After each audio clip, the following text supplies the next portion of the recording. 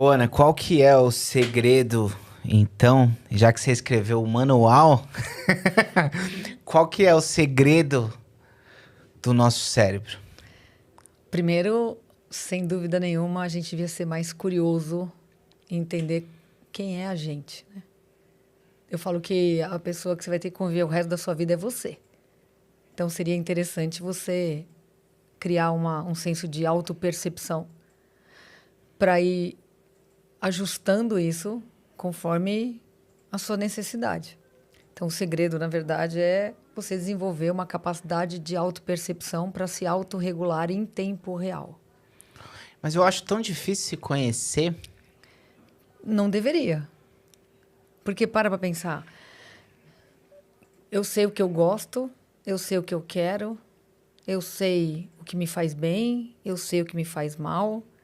Porque tem uma diferença entre o que eu sei e o que eu faço. É muito interessante assim, É, ó. boa isso, boa. Entendeu? Tudo acontece no mesmo lugar, que é dentro da nossa cabeça. Você me lembrou da Bíblia agora, sabia? É? Porque o apóstolo Paulo, ele fala assim, tudo aquilo que eu quero eu não faço. Então, Miserável homem que sou, ele fala. É, então mas olha, então, é, já tem um recado aí, né? é. A gente precisa realmente entender que o grande desafio, a experiência, a vida é uma experiência.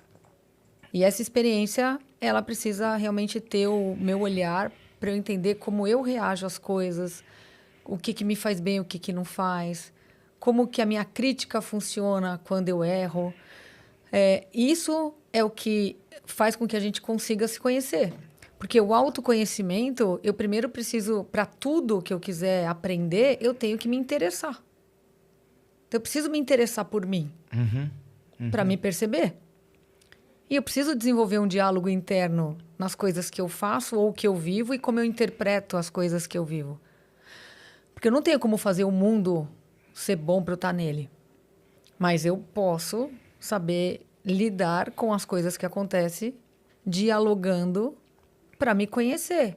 Então, uma pessoa falou uma coisa que me deu uma emoção ruim. O que aquela pessoa representa para mim? Do que ela falou? O que eu me identifiquei? Por que me incomodou? O cérebro é a base de pergunta. A gente tem que evitar o que nos faz mal, seria isso? Não, não. A gente tem que entender o que nos faz mal a partir da experiência. Conforme eu vou vivendo, as coisas vão me fazendo mal e eu vou entendendo por que elas me fazem mal. E isso eu vou me conhecendo. Então, exemplo, tem gente que fala assim, nossa, aquela pessoa, ela foi muito ruim para mim. Aí se pergunta, ruim no quê? Ah, ela me deixou insegura. O que ela falou para te deixar insegura? Ah, ela não fala coisa com coisa. Falei, tá, mas se ela não fala coisa com coisa, ela não tá falando sobre ela? Por que você ficou insegura a partir... Você entendeu? É interpretação. É como eu vou lendo as coisas que me acontecem, é como eu vou armazenando a informação na minha mente. E quando eu começo a entender que, por exemplo, eu fico ansioso em certos ambientes, como que eu vou reverter isso? Primeiro, Ou isso não vai mudar?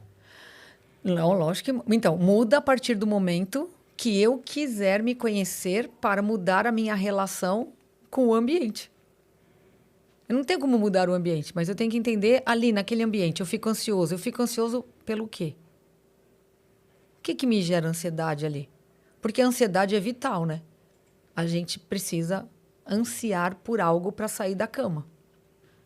Então, se eu preciso ansiar por algo para sair da cama, o que é o algo que eu preciso ansiar? E o que é a famosa ansiedade que todo mundo fala? É o transbordo de algo que eu preciso ansiar. Mas se eu não souber o que eu quero ansiar, qualquer coisa vai me gerar ansiedade. E esse excesso de ansiedade que eu tenho a partir do que o mundo me provoca é o que transborda e me adoece. Então, a ansiedade ela é vital. Mas todas as doenças elas estão ligadas a transtorno. Por que chama transtorno? Porque me transtorna. Ela transborda. Ela está a mais do que deveria. Por que todo mundo é ansioso hoje? Por exemplo, o Brasil é o país mais ansioso do mundo, dizem aí, né?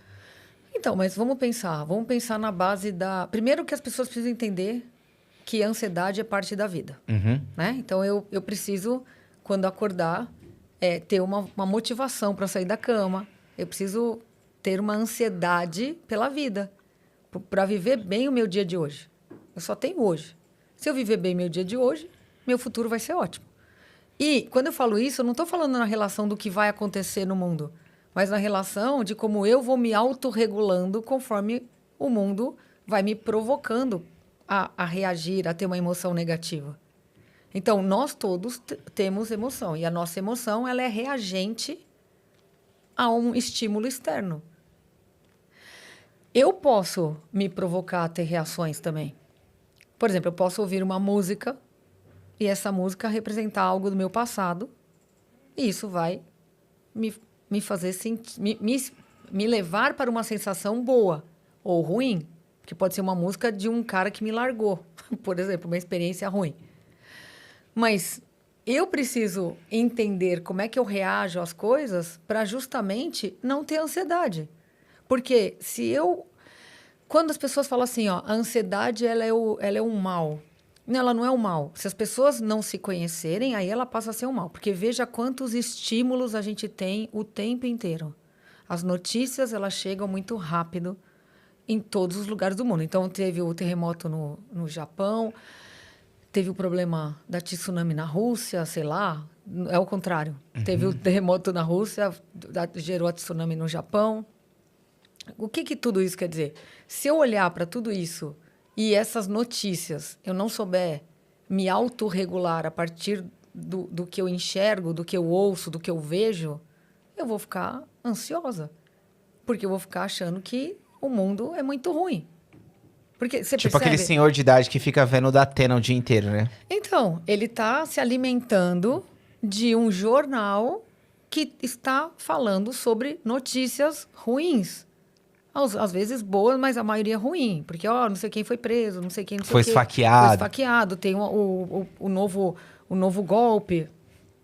Mas isso é importante dar a notícia. Não, a gente não tem que eliminar as coisas ruins. Na verdade, a gente tem que saber lidar com elas. Então, o nosso cérebro é um processador de informação e ele fica mapeando a ameaça o tempo inteiro. E óbvio que o ruim, ele dá ibope, porque se o meu cérebro mapeia a ameaça, o ruim é o que ele vai prestar atenção para eu não ir para esse lugar, para eu não cair no golpe, para eu ficar esperta com o celular na rua. É mais ou menos isso. Então, ele vai pegando as informações para te precaver de coisas.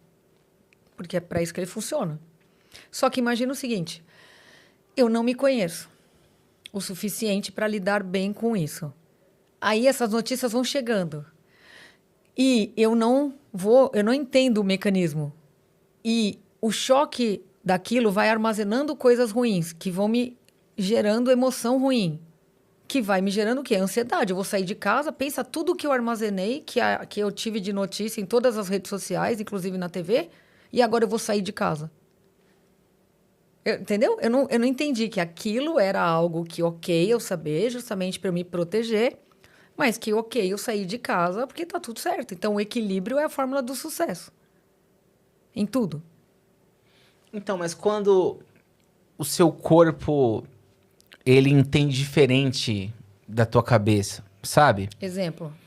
Parece que na tua cabeça tá tudo bem.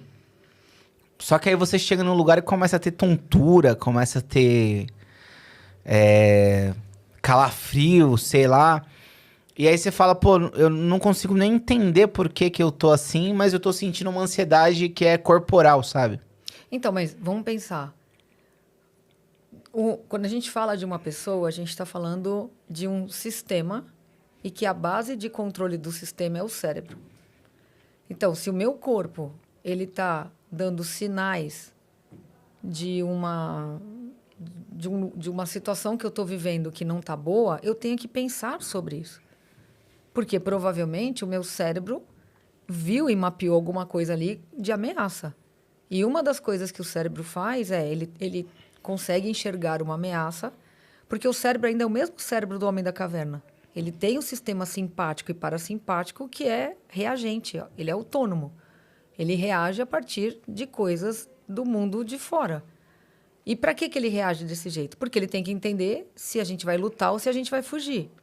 E numa situação dessa que eu estou no ambiente e o meu corpo começa a me dar sinais que aquele lugar não é bom, eu tenho que entender o que naquele ambiente me faz mal.